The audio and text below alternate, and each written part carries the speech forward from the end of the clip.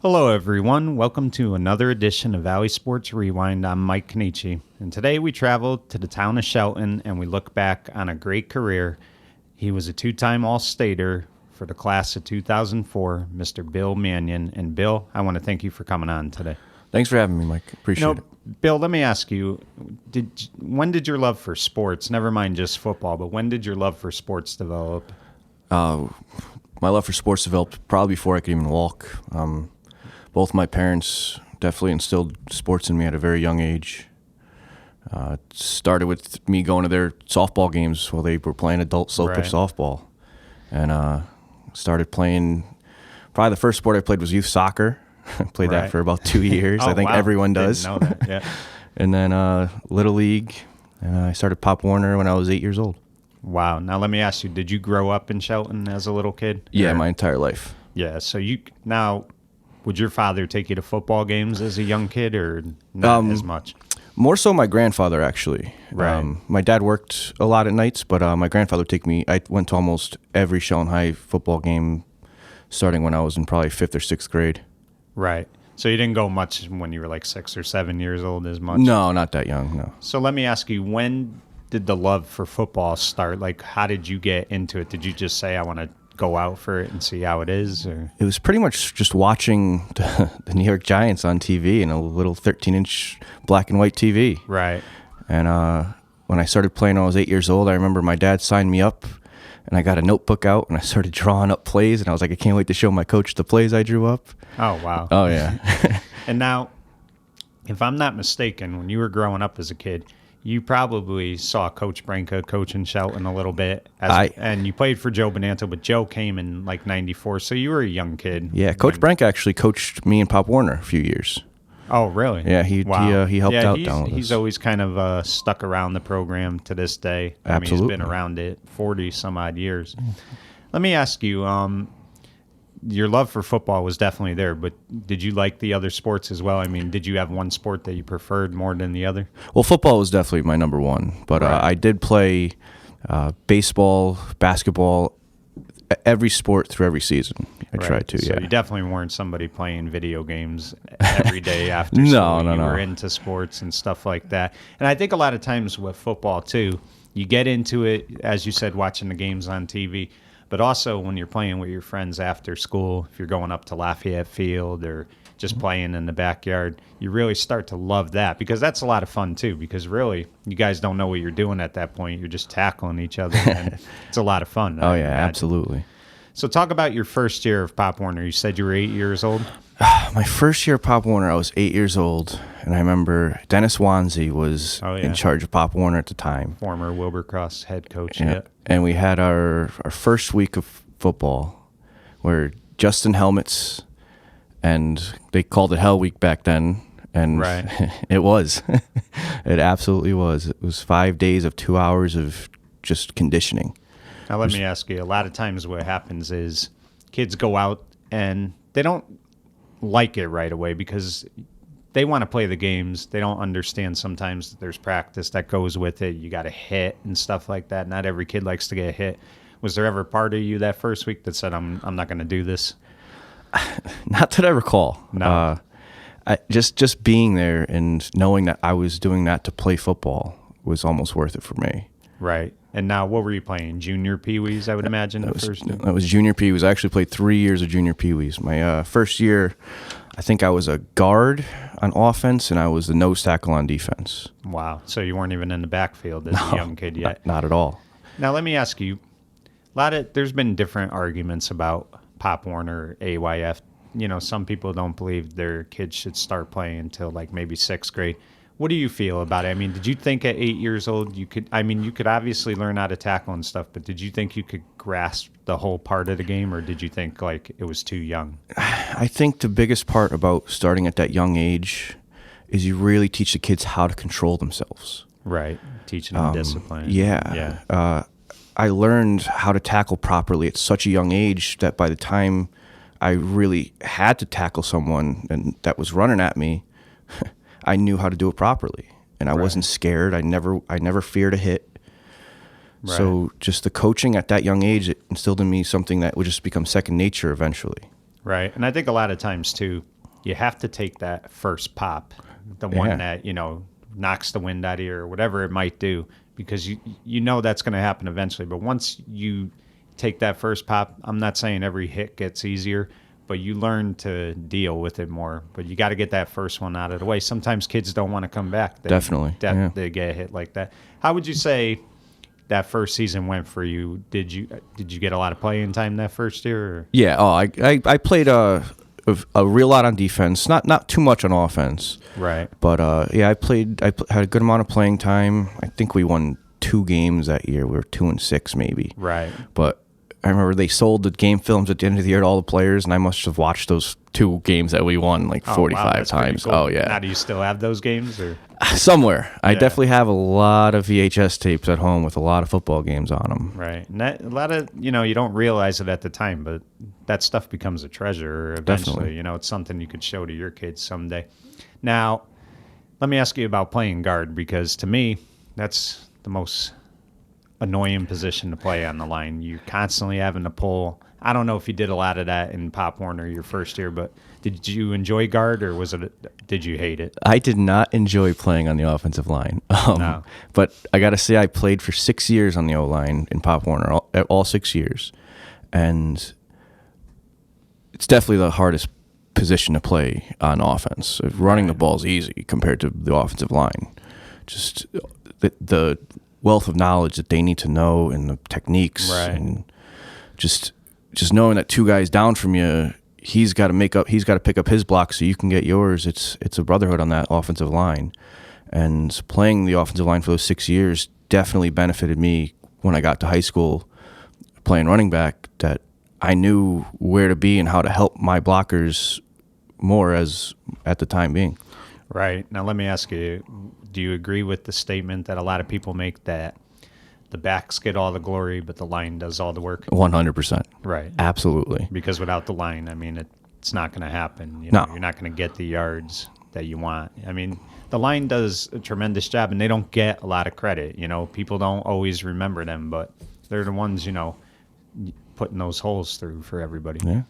So now you got that first year out of the way. Now your second year, did you move up to Pee Wees or? No. My second year, I was still in the junior Pee Wees, and I believe it was right after the first game. I actually broke my collarbone. We were doing sideline tackling, and I didn't properly secure my shoulder pads. They were definitely loose on my body. And I made the tackle. I rolled on the ground. I got up, went to the back of the line, and I started to come up to the front. And I looked at my coach, and I was like, "Coach, I can't pick up my arm." Right. And he looked at me. 9 years old. Yeah, he looked at me, and he told me, he's like, "Come on over here." And all of a sudden, people started poking and prodding, and then the tears started coming because I realized my arm was broken. And right. I went to the hospital. Next day, I think I saw the doctor, and first question was, "When can I play again?" And I was done for the year. Yeah, injury like that, it's hard to come back. Was that a rough year for you? Were you down a lot going to see the games and you can't be on the field? I mean, you're young, so maybe it didn't bother you as much, but was it frustrating? I think so. I don't remember much of it, but I know that I didn't feel like I was a part of the team anymore. I would go to the games, and right. I didn't go to all the practices anymore. It was definitely tough as a kid to get through all the whole August set of practices, and then right around the first or second game, you break your collarbone, and so that was a tough year for me. Right. Now that injury didn't change how you felt, though, right? It didn't deter you. You wanted to be back out there the next year. Oh, absolutely. Again, yeah, so. I couldn't wait. Right. Now, were you able to come back for like basketball season that year? Yeah, I remember it was only a 6 to 8 week injury, I believe. Right. So I was fine. I played the bitty basketball, and then I played Little League, and it didn't affect me in any other way. Right. So let me ask you, as someone who's played all 3 sports like yourself, is it tough to transition from one and then go right into the other? I mean, did you have trouble getting into basketball after you just played a whole season of football? Same thing with basketball. Did you have trouble getting into baseball after you just, do you just love every sport? It didn't matter, or was it difficult sometimes? It really didn't matter. The most difficult was going from baseball to football. Right. Just because you're going from absolutely no contact to full contact. Right. And a little more conditioning involved in football than baseball, but going from football to basketball was simple because you already had your legs. You had to work a little more on back and forth conditioning, but at that age, I mean, all the sports were the same for me. I played basketball the way I played football. Right, exactly. So let me ask you, what's the feeling like at a young age like that, though, 9 years old, you're on the football field, and you hear people in the stands cheering, and the crowd gets a little electric, even if it is, youth football. What's the feeling like at that age? Do you just say, God, I can't wait to be out there playing high school? Honestly, it's a big game when you're that age. Yeah. For me, I can't say I recognize the crowd. Right. I was just so focused. I was just playing football. Right. And I was with my 10 best friends at the time, playing football. Right. That's all it had to do with, it didn't matter whose name was being called over the loudspeaker. I mean, of course, it was awesome to hear your name, Right. like Billy Manion with the tackle. I love to hear that, but it was just playing. Now, did you play most of the games at Lafayette? Yeah, our home field was Lafayette. We played, I think, at least 4 games a year there. Right. Now, let me ask you, about 10 years ago, Shelton went to AYF. A lot of teams have.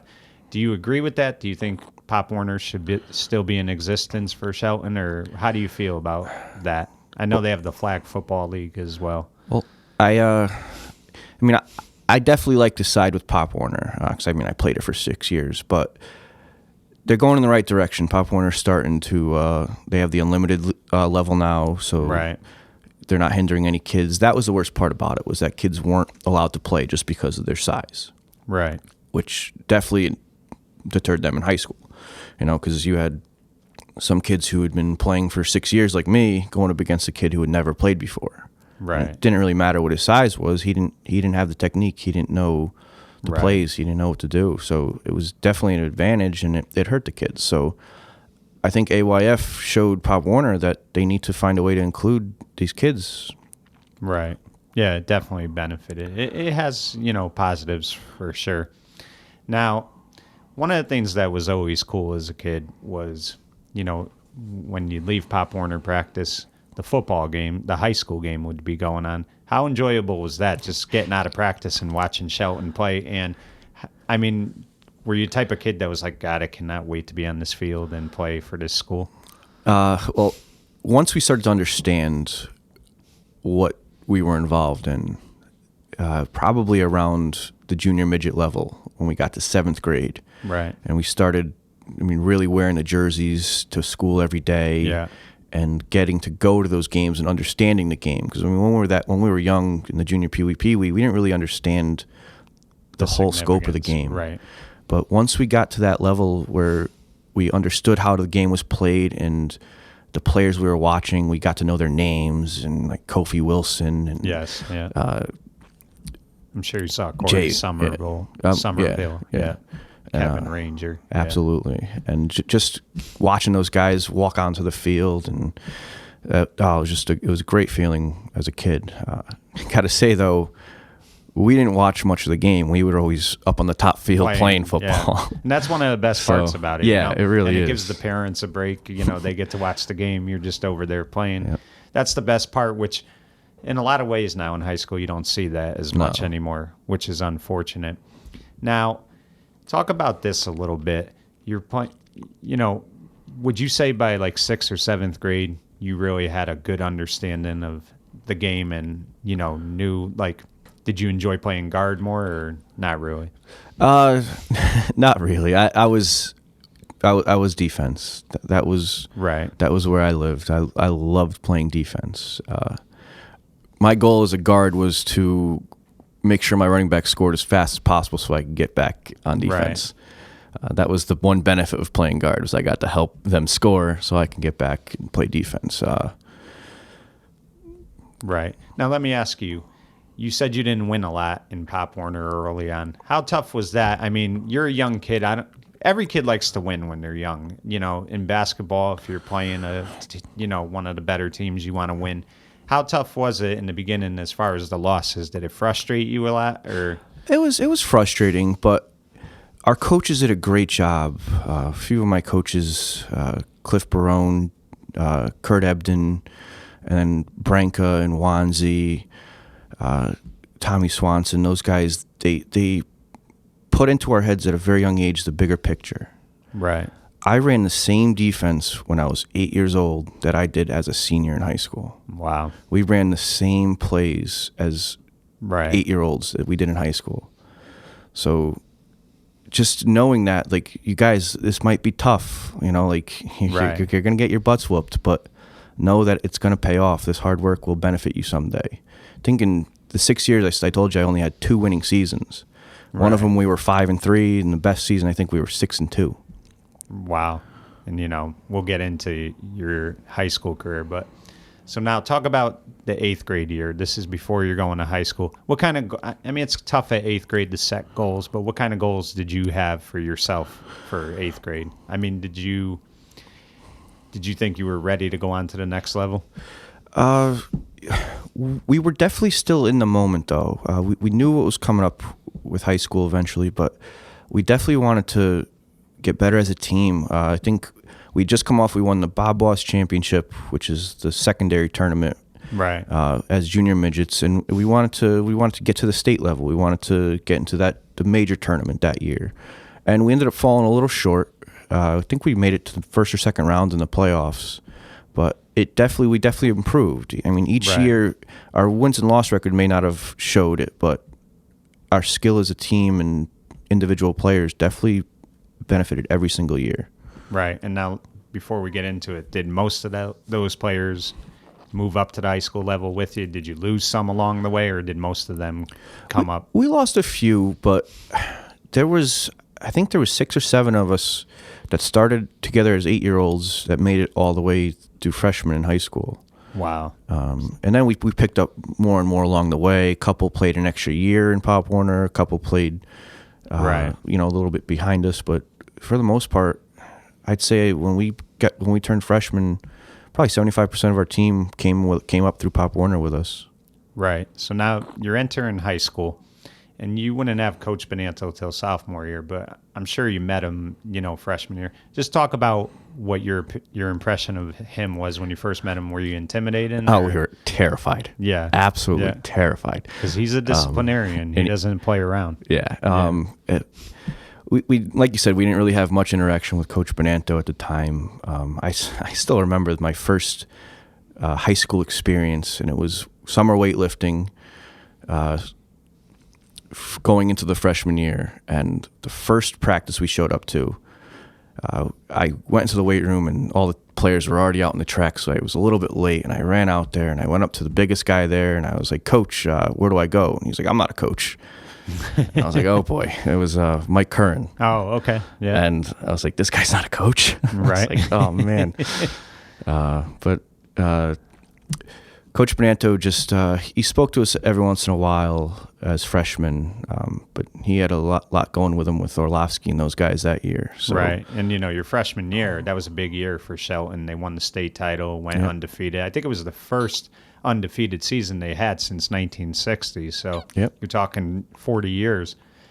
Talk about what it was like as a freshman that year. You're seeing them win a lot, and then you guys are playing for the freshmen. Talk about that experience. Oh, that was the greatest in the world. Just going to watch those guys play every Friday night. We would play Thursday, we would win. I think as a program, I think we tied one game that entire year. We had no losses.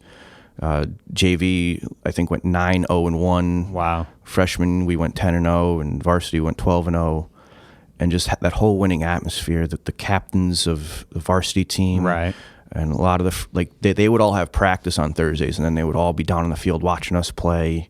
And right. You can, on a lot of our game films, you can hear the cleats walking down the bleachers, and just knowing those guys were watching you, and they'd stay on the sidelines and cheer, and they'd give us pointers, and it was great. It was a great experience that year. And now, did you move to the backfield freshman year? I did. Right, fullback or was it? I went to actually. I played a little bit of both, a little bit of fullback, a little bit of tailback. I remember when the coaches were like, "All right, go to your positions," and I saw the lineman go one way, and I ran with the backs the other way, and that was kind of it. From there. So you just said, "Let me try this and Pretty see much, if I could get off the line." Yeah, I knew I wanted to run the ball. So. Right, and now you started both ways freshman year, correct?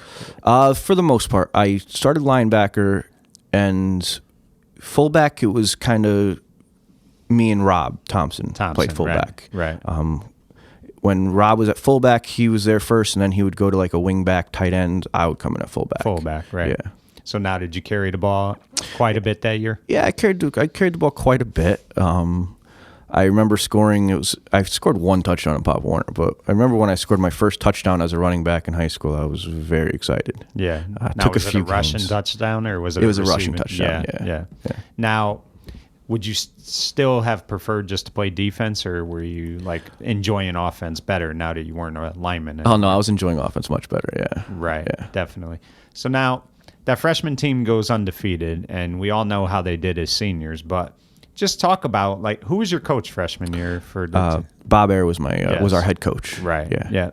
Just talk about, that's the thing too with Shelton, which they do such a great job as they build that program up, you know, like you said, from 8 years old, and they just have such great coaching. But I mean, the stuff they do in the summer is unreal. The weightlifting, the conditioning. Just talk about how great that program is run. Well, I can tell you the four coaches we had: Bob Ayer, Mike DeFelice, Rob Darby, and Mike Glynn. Yeah. They were all relatively young guys back then, and just the knowledge of Shelton football that they were able to instill on us was amazing.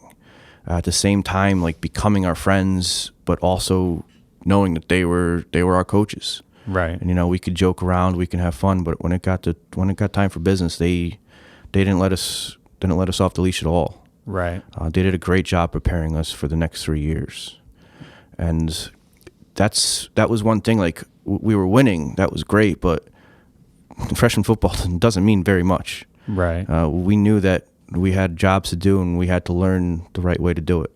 Right. And now, after that season ended, did you guys get together and say, listen, we want to be where this varsity team just ended up, and we want to get to the dance senior year? I mean, because it always seems like sometimes people put individual goals first, but it seems like your class especially, it was a team goal. Like, if it meant, you know what, I won't play offense, that's fine, as long as, you know, whoever is getting it done. It seemed like you guys very much had you had a goal from like 8th grade probably. We had that goal the second we stepped on that field. Right. And it was never said. Just watching that team our freshman year, that varsity team our freshman year, we never even had to say it. Like, this is where we were going to be in 4 years. Right. You know, it was never an afterthought. It was that was it. Right. We had no other option. We had to be there. Right. So now talk about that first meeting. Now you're probably a freshman, and they have meetings in the winter and stuff. But just talk about that first meeting now. Coach Benanto speaking to the players. Did you walk out of there terrified at all, or No, not at all. You were pumped up. Absolutely. Yeah. The first meeting that I went to, it was after freshman season had ended, and they were preparing for the playoff, or preparing for the Derby game. Right. And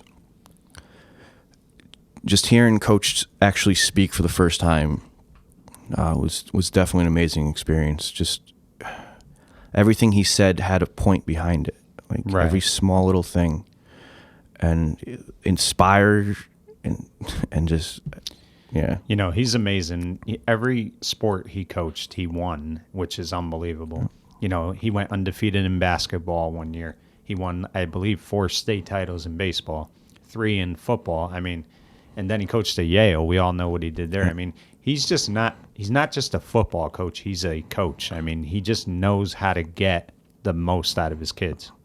And as I progressed in high school, the one thing that I saw in him was it wasn't just on the field either. It was in the classroom, in the hallways, you know, always trying to get that right thing to say to you to help you out. And the way he adapted to his team every year, like he took on a different role every year. He knew what type of players he had. He knew how he had to change. And that was amazing, seeing him as a coach freshman year, where maybe it seemed like maybe a little more business because his players, the skill they had was so refined. And then to the point where when he was coaching my senior year, you know, he was, I don't know, it seemed more fun. Right. And, you know, he was dancing in practice. And, it was great. And just like, I remember turning to Coach Roy and going, Coach, Coach Panto's dancing. What's going on? And, Right. But it was great, and he inspired us, and he taught us more than just football. He just taught us about life, about brotherhood. Exactly. I mean, phenomenal coach. So now sophomore year begins. Now, you did get some playing time on the varsity that year, correct? Yeah, I started a game or two. Right. Sophomore year was the least amount of football I ever played. Really? Unfortunately, yeah, because I got to play special teams in varsity, but unfortunately, I was the backup for both linebacker positions. And they didn't want you to get hurt in So the JV game. I didn't get to play a lot of JV games. Right. And that was tough. Like it would be a Friday afternoon or Saturday morning, and I'd be getting ready for the game, and Coach Roy would go, "What are you doing? Well, you're not playing today." He's like, "You got to get ready for next week." I was like, "What do you mean? I barely played like 3 plays last night." Right. But yeah, that was tough. That was a tough year. So but you didn't really enjoy it as much sophomore year? not as much. Team had a good year, though, again. Team had a very good year. We went 9-1. Right. We lost to West Haven in a tough game. Right. West Haven always seemed to be the one team. In the Yes, it was. in the late 90s, Cheshire seemed to be that team that Shelton had trouble with. And then, your years, it was always West Haven. But, I mean, again, great coach and Ed McCarthy. Amazing Those coach. games with Shelton and West Haven, those were classic Yeah. games. I mean, the game was never decided by more than 6 points. Right. They were definitely the toughest team we ever had to play. Right. Now, what games did you start sophomore years for varsity? I remember Timmy Samiskevich, he got sick. So I started a game against Lyman Hall, and I may have started the game the following week. I'm not sure. Right. But that was definitely a big game for me, starting as a sophomore. I remember I dropped an interception. And, Right. But I made a couple good plays, and Now, did it kind of take away the frustration of not getting to play as much? Or? oh, definitely. Yeah. And throughout the year, I started to play more and more. So you were rotating in a little Yeah. more. I might have been a little nervous at the beginning, and I remember Coach at one point took me aside, and he was like, "I was looking for you to go in, and I didn't know where you were." So wow. from that point, it was, all right, now I got to stay on his back hip to make sure that if he wants me in, I got to go. Right. So it was definitely like a little bit of nervousness, and then all of a sudden, once he said that, it was like, all right, now I got to get ready. I think obviously you're going to be frustrated when you're not playing as much as you like, but I think the positive you had to see out of it is they valued you as a big part of this team, and they were looking at the big picture, and the big picture is if somebody goes down or we need to have somebody take a breather, we want him in the game. So although you weren't playing JV, I'm sure you could see the positive. Definitely. What was happening. It was tough. It was almost a little bit of selfishness in me because I wanted to play football. But which is normal. I also knew that I had to do it for the team.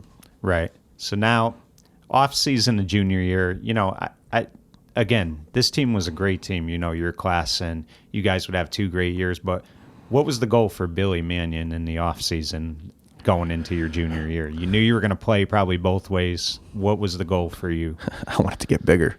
Right. Yeah. I was a small inside linebacker. I think at my biggest I was 165, and I knew that losing a lot of the guys, we lost a lot of players between my Right. sophomore and junior year. We probably only had 2 or 3 starters coming back on defense. I'm trying to think now. It might only have been Olenowski might have been the only one coming back. Right. And my role from a backup player went right to a leader on that defense. Right. I remember one of the greatest things sophomore year practicing, Glenn Samji, before we developed an amazing friendship, but he was like, "You should be a captain next year." And that's not how we did things back then. But when he said that to me, I knew. I was like, okay. I mean, Right. Glenn's one of the greatest players that Shelton ever saw. He wants me to be a captain. That means I got to step up. Right. I got to take charge of this defense. Right. And, you did have a great year that year, junior year. I believe you made All-State, as I mentioned, at linebacker, correct? I think so. I definitely was all area, all league. I had a bunch of those. And the team had a great year. Just talk about, I'm going to get to one loss in a minute, but I want to talk about some of the key victories that year. Talk about some of the victories you had that year that were very, enjoyable. The most enjoyable game that year was probably Seymour. Right. Oh, yeah, because Seymour was they thought they were going to come in and beat you guys. Oh, yeah. They thought they were going to whoop on us pretty and good. You guys, I believe you guys were ahead. Correct me if I'm wrong. 35-7 at the half, maybe 28-7. It was up there. Yeah, they made a little comeback, but that game. Once we knew we were playing Seymour, because I don't think Shelton had played Seymour in quite a few years. Right, it's not since '93. Yeah, they had just added that extra game, so we put Seymour. Seymour, I think they were coming off a Class M loss in the championship game. Yes, yeah. And we played them in the passing league a couple times. They beat us in passing league. Right. And I remember showing up at passing league, and these guys they all got shaved heads. They were all in uniform, all ripped. And that they were just they were pretty intimidating. Joey Deptula and those guys, they definitely had a good squad. But we prepared. We prepared for them for quite a bit. We watched hours and hours of film from their junior year. And we got a good jump on that game. And a lot of people were picking Seymour, you know, and I think a lot of people were shocked by the outcome. And, Seymour was able to still have a good season, but I think in the beginning they were deflated over that loss. It took them a little bit. Talk about you, as we know what you did as a linebacker. How would you say you did as a running back that year? I had a very quiet year as running back. I started off not playing at all at running back. We did a lot of one-back formations that year. I started tailback a game or two after I think Joe Zarnecki might have gotten injured. Right. But towards the end of the year, we started going back to the two-back formations, and I made some pretty big plays towards the end of the year against Cheshire, against Derby, right, against Notre Dame West Haven, and I think I showed Coach Benanto what I was capable of as a running back. Right. Now let me ask you. You just brought up Notre Dame and West Haven. One of the toughest things, the SCC's a little different now, but back then, you guys week in and week out had to play big schools. And to be able to win week in and week out like that is difficult. How tough was it to play in that league? I mean, every game is a battle. There's no nights off. No, there really weren't any nights off. We definitely had the games where, we circle on the schedule. We always like to look at the team that's coming up next. Right. But you know the games that you have to really prepare for. Right. And that year, unfortunately, a few of the games that we've had to prepare for, we came up short. Notre Dame West Haven was a tough physical game. Yeah. They were some big boys. And they were always a physical program. Absolutely. They hit you when you were up. They hit you when you were down. Right. They didn't relinquish anything. Right. I mean, that league really is. I mean, nobody could criticize that league. That week in and week out, like I said, you did not have any nights off, no matter who it was, even in the Housy division, Amity, Cheshire, Sheehan. Now, the game I'm going to get to, Bill, and in a lot of ways, I think, even though you may not think so, this game benefited you guys for your senior year, and this was the loss to Derby on Thanksgiving. Number one, you're not the type to make any excuses, but do you think the field played a big part in that game? It snowed the night before, and you guys were still on grass, if I remember We were correct. still on grass. Yeah. Coach Benanto came to us the night before, or it might have been the day before that. He was like, you guys have to make a choice. He was like, this isn't my decision. This is your decision as a team. He's like, do you want to play in Trumbull on Friday on a turf field, or do you want to play Thanksgiving at home on your field? And we talked as players. Everyone had a view, and we made the wrong choice. We should have played on a different field that day, but we were confident in ourselves, and I mean, you're never going to have a gimme game against Derby. Right. That was one thing that we knew. And Derby had a rough season that year, and did. You guys were playing for a spot to maybe make the playoffs. So there were a lot of things going on. One of the things I heard, and I believe you guys were up 12-0. Derby made a comeback. Adam Manion kicked the extra point. But I always heard this after the game, that you yourself did not leave that locker room till about 5 at night. You were so devastated. So just talk about, would you say that was the toughest loss of your high school career? That was the toughest loss I've ever experienced, and any sport, any day, any time. Right. I stayed in that locker room for quite a bit. Right. My father pretty much had to drag me out of there to go celebrate Thanksgiving with the family. Right. I remember after the game, Adam Manning walked up to me, ran up to me, hugged me, Right. and he took off. But just walking back to the locker room and hearing the Derby bus yelling at us, and good luck in the playoffs, and that hurt. Right. That hurt.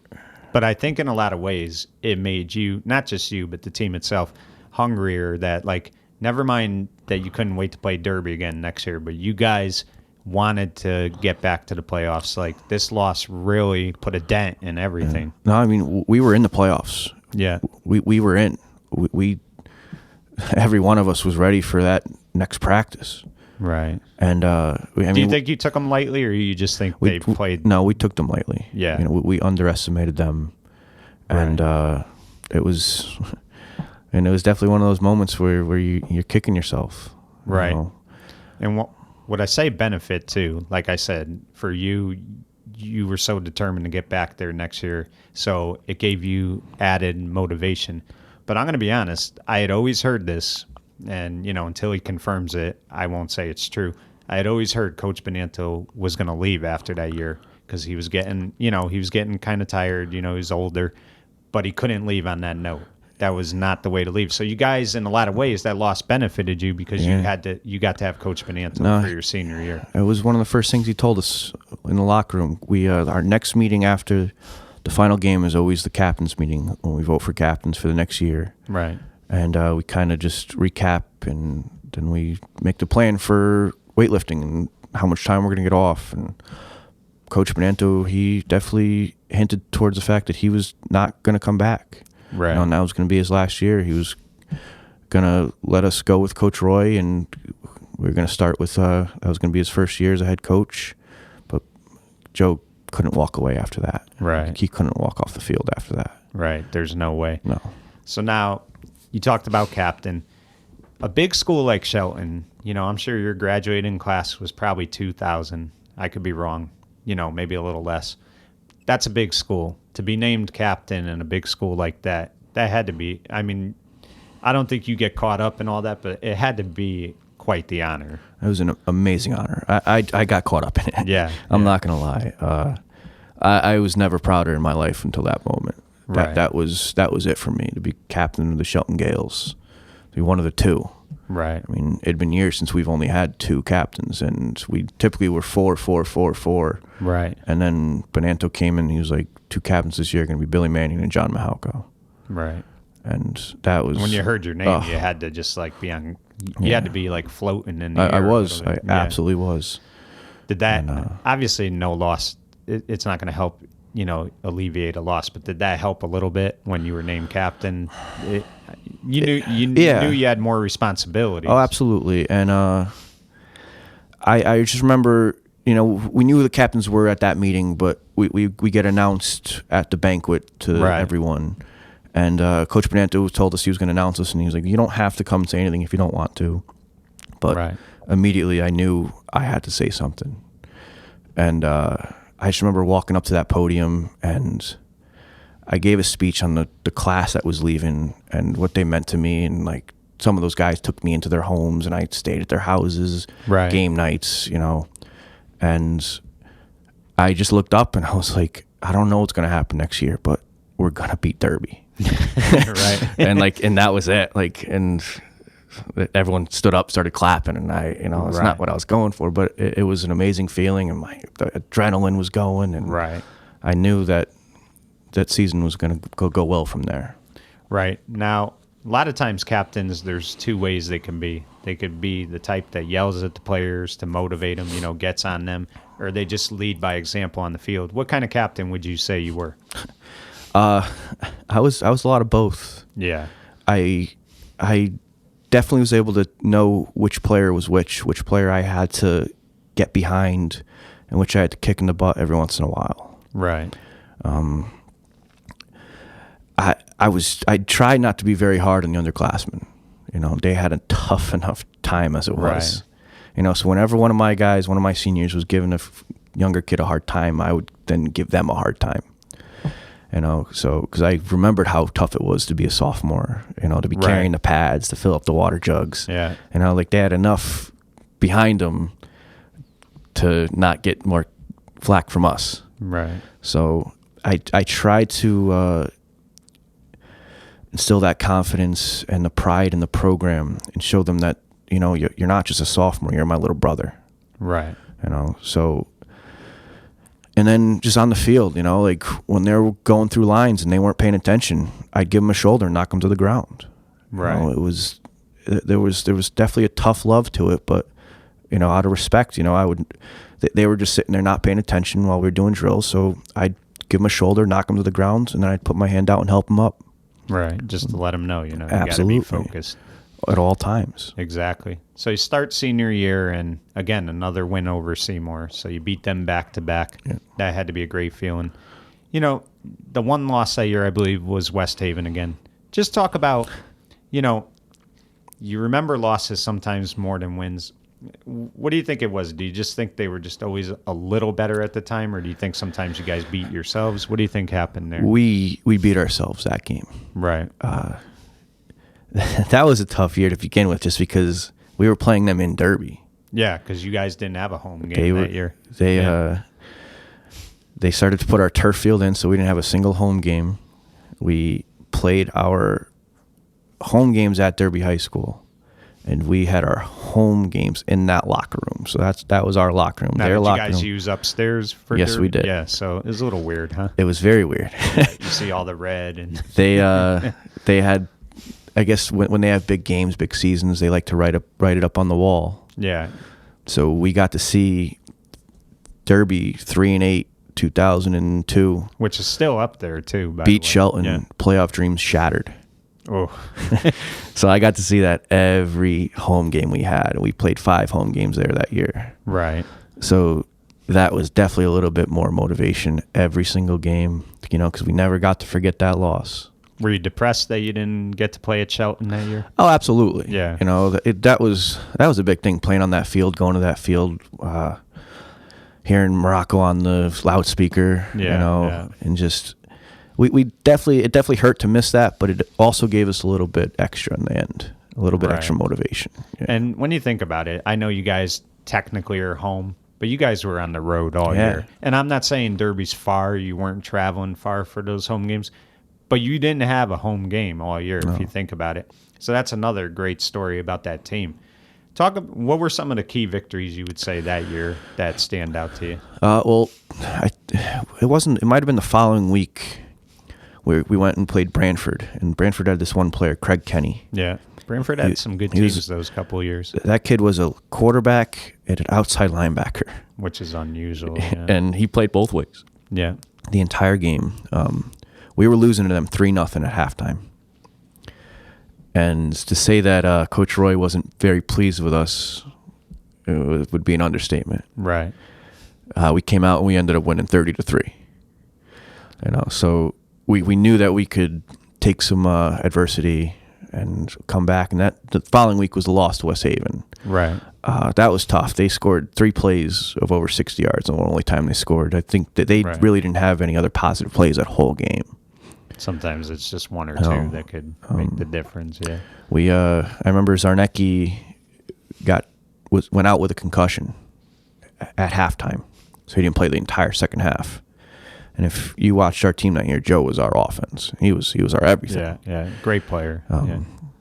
Came down to a play where it was 3rd and 6 or something like that, and I remember it was 74 right G, and I was the tailback, and I had to get that 6 yards. And our tight end lined up on the wrong side. And I remember running, and I went down, and I looked to the sideline, and I was like, I think I'm there. And the spot wasn't in my favor, and we were about 6 inches short. We were on the 48-yard line. So then the question comes in, it's 4th and inches. Do you go for it? If we get it, game's over. But if we don't get it, then they have a short field. Yeah. And Coach Branto made the right decision in punting. Yes. Absolutely made the right decision. Right. They ran 2 plays. I think they ran quick screen pass, completed it, and then they ran almost like a Hail Mary where Rob Jackson, the NFL player, jumped up over our cornerback who I think fell, caught the ball, and then walked in the end zone.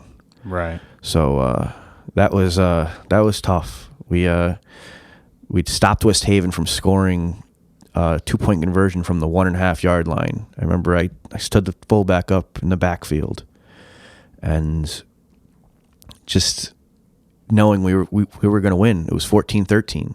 Right. With 2 minutes left, and then they stopped us, and they got the ball, and that was it. That was it. Yeah. But after that, I'd say the next biggest game for us was Amity. Yes, because Amity had a great year that year. I think you were their only loss. We were their only loss. Yeah, they went 10-1. 2 years in a row, we were their only loss. Right. Junior year, they lost in the state championship to Ridgefield. Right. And then our senior year, they didn't even make the playoffs. And won 10 games. Yeah. Crazy. That's how great, the leagues were. But the two guys on their team that stood out to me were Ted Zapiga and John Scanlon. Yes. Yeah. Scanlon and I were touted as two of the better linebackers in the state that year. Right. And just battling with him was an honor. Yeah. It was a great game. We won 12-7. Right.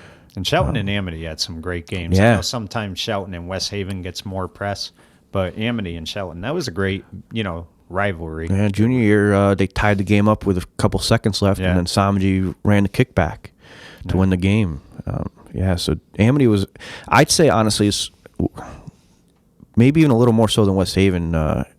Amity was probably our biggest rival when I was in school. Right. Yeah, and I mean, they definitely, same league, and they definitely had a chip on their shoulder too. And then always Cheshire. Cheshire was always a huge rival for Shelton. Lightly. No. So we had a very tough game with them my junior year. Very tough game, and so going to senior year, we're like, all right, well, this is one of the teams. Like this is a game we circled, and we went to Cheshire week, and we had a great week of practice. And then I remember by the end of the first quarter, Zarnecki, myself, a few of the other guys, we were out of the game. We were up 48-0. Yeah. And it was. And who beats Cheshire by that score? It was insane. Cheshire tied West Haven that year. Yes. Yeah. So we were going, all right, well, West Haven beat us. Cheshire tied them. Like the year before was a tough game. A lot of them were juniors. But we just came out. That was our senior night.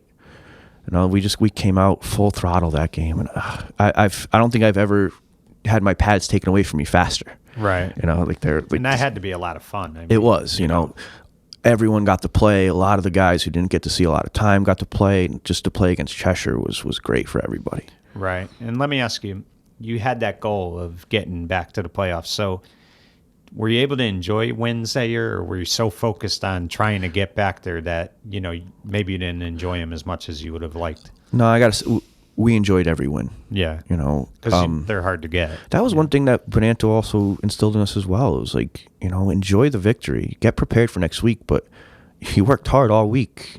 You won the game. Like, enjoy. Right. Be proud. Right. So now Thanksgiving game. And early on, Derby was battling you guys. I think you guys scored maybe to start the second quarter. And then you guys kick the ball off, and Derby almost runs it back. I think they take it to the 15-yard line. Big play. You guys held them, and I think that was after that, it was just done for Derby. You guys weren't going to lose that game. Talk about that game and the nerves you had after the following year. I just remember not much about the game. I remember an amazing catch by Rob Thompson in the back of the end zone with a broken hand. Yeah. He caught that ball with a broken hand. And I remember just feeling in control of that game. Right. I was never worried. I was very confident in our game plan and our players. Like, it was close at the beginning, but there was never a moment where I didn't feel in control. Right. Just having everyone there, like the crowd, the people behind us, like all our old players were there. Did you enjoy it, or was it relief? No, it was. Yeah, there was a lot of enjoyment. I mean, we spent a lot of time in that field after that game taking pictures. Yeah. And, And you guys won running the around. Housy the year before. You Yep. shared the Housy with Amity, Amity, we because of the shared it. Derby loss. Yep. So now you had the Housatonic Championship to yourselves. Yep. That had to be a great feeling. Absolutely. And let me ask you, I mean, that week going into it, there was no doubt, like, we have to win this game, correct? No, there was like, no smiling. There was no Right. laughing. We were practicing. We had a 2-hour practice. We were there for 3 hours. We had 2 hours of film session. We were there for 3. Yeah. The hour before that game, there was the videotape from the year before with Adam running that kick back. Yeah. And then I can't remember who the running back was who scored the touchdown. And then Right. Adam kicking that extra point. One of their coaches was in the box, and the audio was very, very loud. Right. And just him screaming. And I remember I sat there with the controller. And remote just kept control. playing it I was back. rewinding it and playing it Yeah. to the whole team, to the point where it was getting redundant and people were getting upset. But it was like, no, we gotta need keep to hearing remember it. this. Yeah. Like, this is how Glenn and Olo and Conn and Kennedy and all those guys did. That's how they all felt. Like, Right. Imagine them walking off the field. Do you want to walk off the field like this tomorrow? No. And, you would have to take the bus back. That would Yeah. not have been a great No. feeling. Not at all. So you beat Derby, you win the Housatonic League. Now you guys go to the playoffs.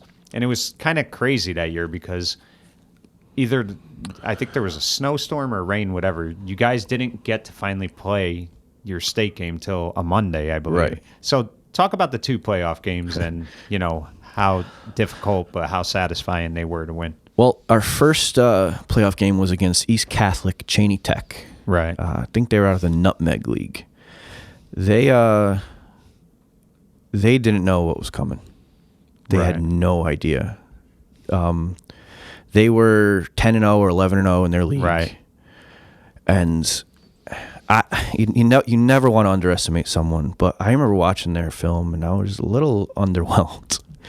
So, we were the 3rd seed. We were the 3rd seed that year, so we had to travel to Manchester, is where they played that game. Right. And they made us wait out on the field. That was the coldest, Yes, I always heard that. coldest game I've ever been involved in. Yeah. Right.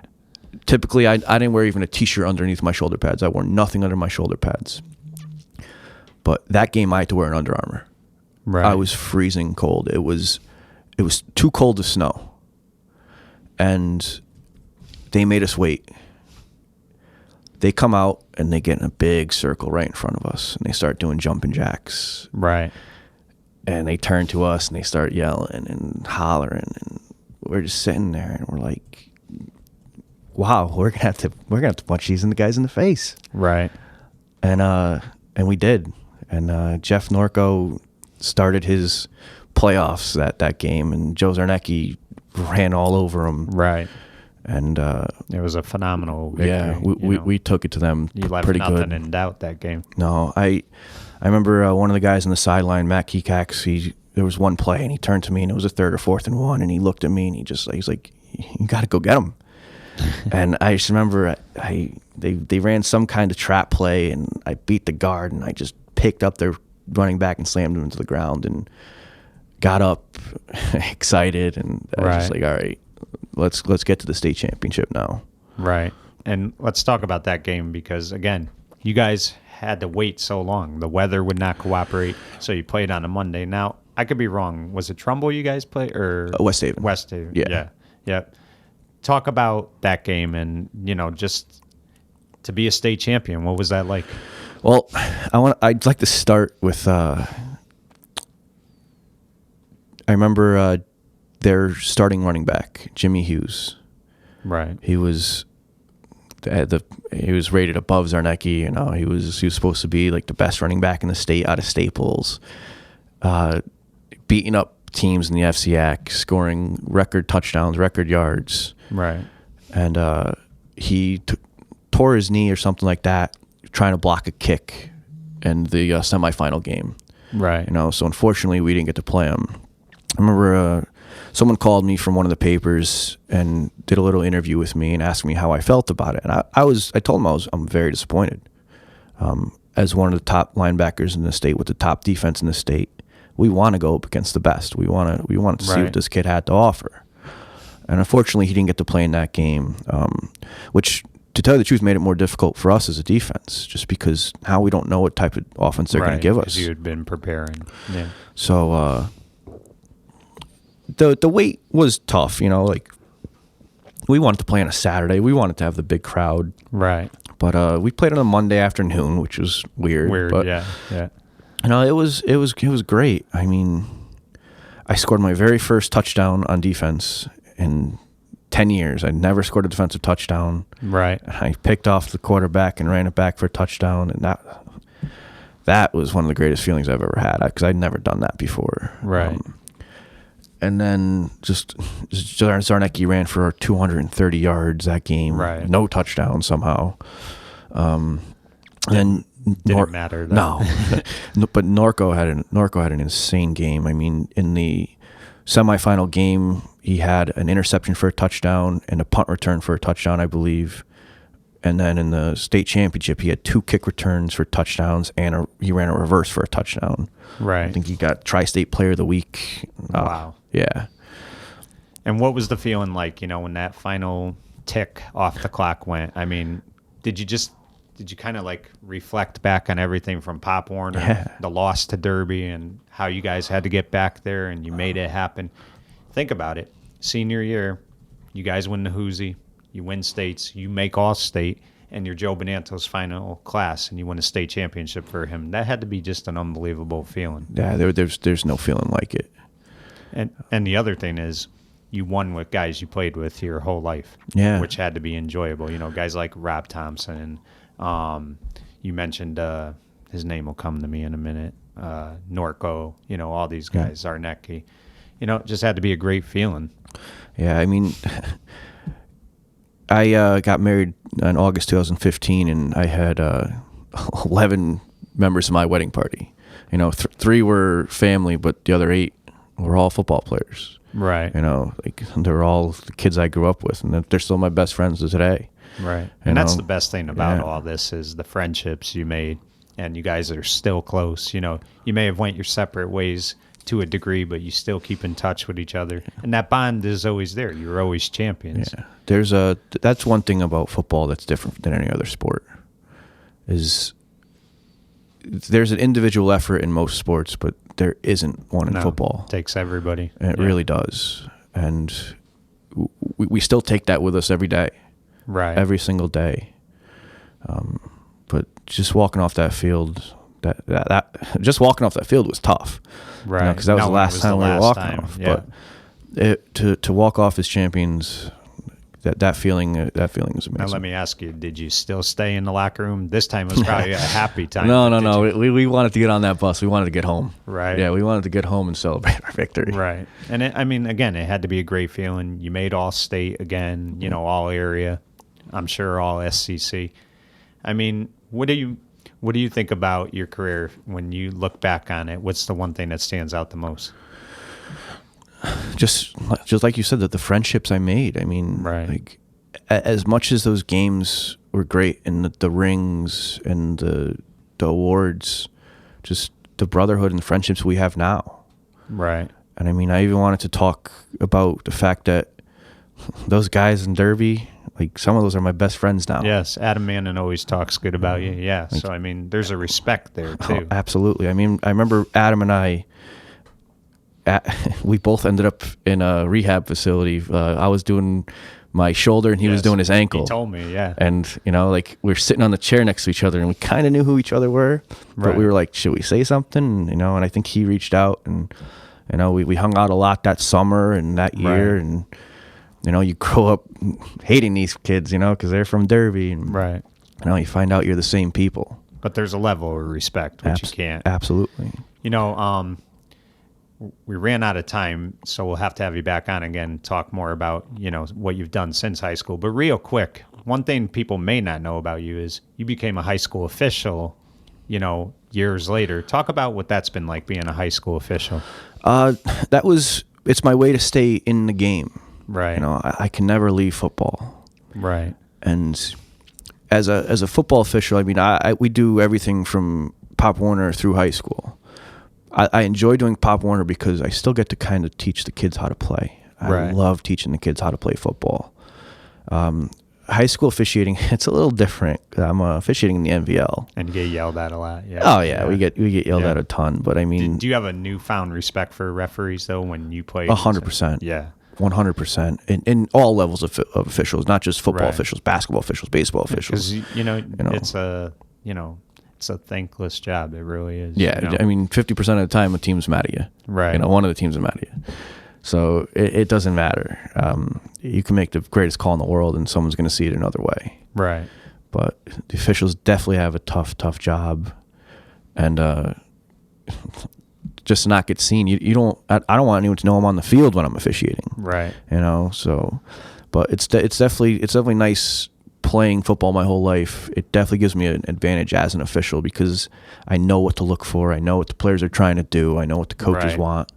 So. But I enjoy it. I've been doing it for this will be my 12th year coming up, which is crazy. Yeah, hard to believe. I know. We know, Billy. Again, we'll have you back on at some point, but I really do appreciate you coming on today. You had a tremendous career, and a lot of times people could have great careers. You don't know much about them outside of that, but you're also a great person too. I've never heard anybody say a negative thing about you, and you really get what being a great player means. It's not just on the field. It's off the field as well, and I really do appreciate you coming on today. Thanks, Mike. I appreciate it. And that was Bill Manion. I'm Mike Cannici for Valley Sports Rewind saying goodbye, everyone.